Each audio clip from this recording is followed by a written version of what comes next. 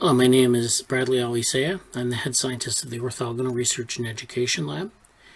And this presentation is for the paper Allostasis Machines, a model for understanding internal states in technological environments. I'm presenting on behalf of my co-authors Daniela Cialfi, Anson Z. Lim, and Jesse Parent, and there are Twitter handles at the bottom left-hand corner of the screen. Allostasis Machines, as we've talked about in the paper, this is an example of an output summary of an allostasis machine. It's based on a dynamical system.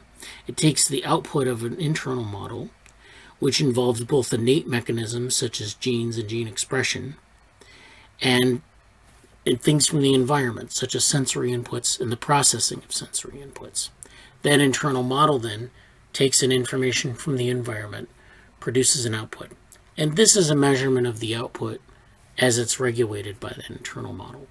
So as you can see, you start with an initial condition, you experience perturbations, and there's a degree of recovery that results in a regulated state.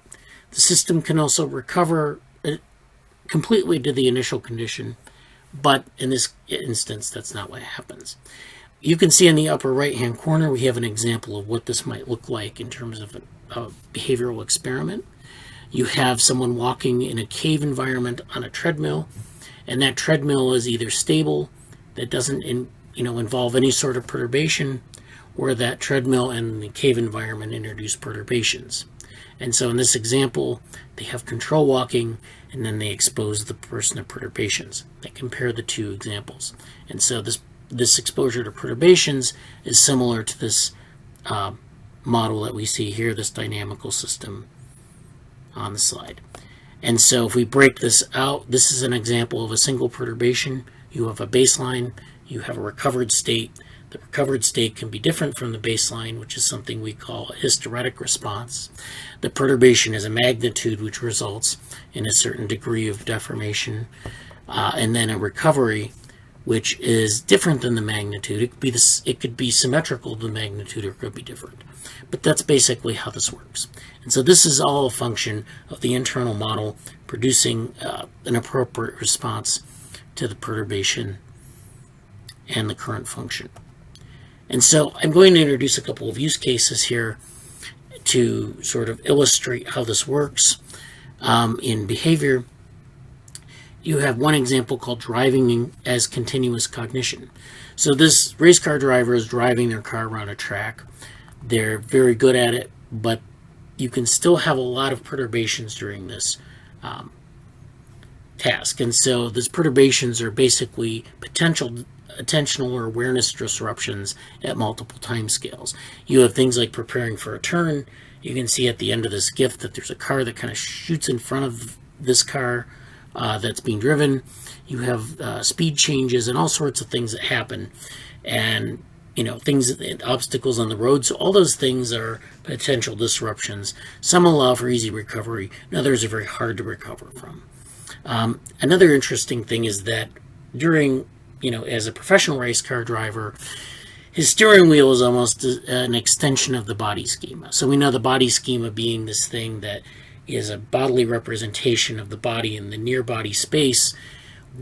Upon using tools for long periods of time, people often experience tools as almost like an extension of their bodies. So this car driver will likely experience steering as something of a bodily function. And so it'll be regulated as such in terms of their internal model. The second example is interacting with virtual objects in augmented and virtual reality.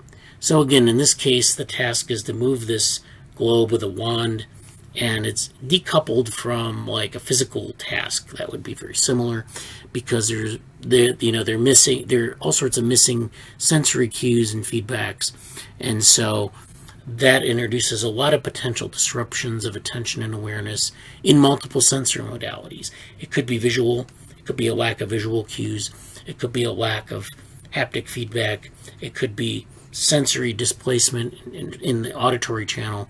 A lot of things could go and not be integrated in the way that they would be in the real world. This lack of sensory integration during interaction introduces perturbations of various magnitudes. So you can have very small magnitude perturbations, or you can have very significant perturbations that disrupt the entire task. You experience something called allostatic drive, which we talk about in the paper, during this object tracking over time. So when the tracking breaks down, maybe you're disrupted, maybe you're trying to track too many things at once, maybe there's some irregular behavior of the stimulus, you can experience this allostatic drive, which drives you away from a regulated state to a new state. Then we have sensory substitution. So this person is temporarily blind, but they have some sort of sensor that they're picking up sounds from the environment, and they're using this as a substitution channel for their vision. And so you often will observe performance adjustments. Here, of course, he's missing the doorway. And it introduces perturbations, of course, at various magnitudes. Some could be small, some could be large, some could be long-lasting, some could be very brief perturbations.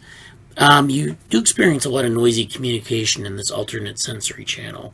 This introduces a perturbation, but it also introduces additional perturbations as you try to map from vision to sound.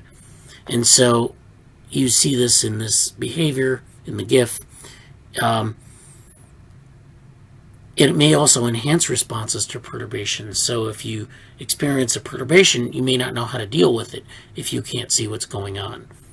And you're used to doing that. You're taking away a sight temporarily. If you were blind, you would have a different response to this.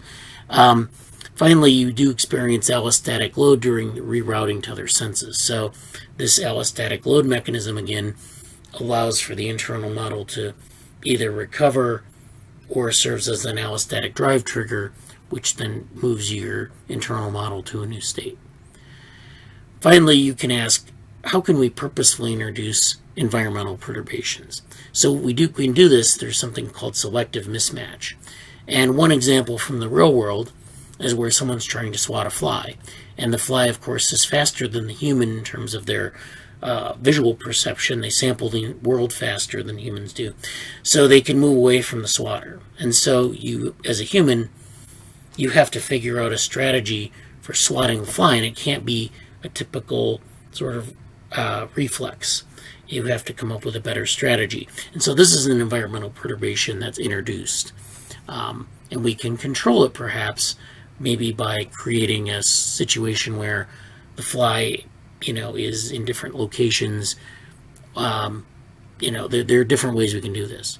We can also do this with a simulation of a roller coaster. This roller coaster, of course, riding a roller coaster, you have a lot of sensory inputs. You have visual inputs, but also haptic inputs, proprioceptive inputs, auditory inputs.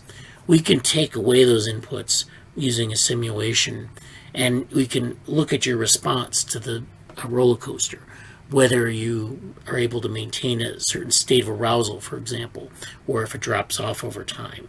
And those are all like controllable perturbations. So there are ways that we can induce a selective mismatch to really kind of study this process. So thank you for your attention.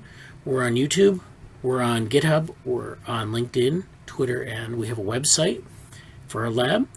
And here's a model of the perturbation and trajectory that we talk about in the paper. Thank you for listening.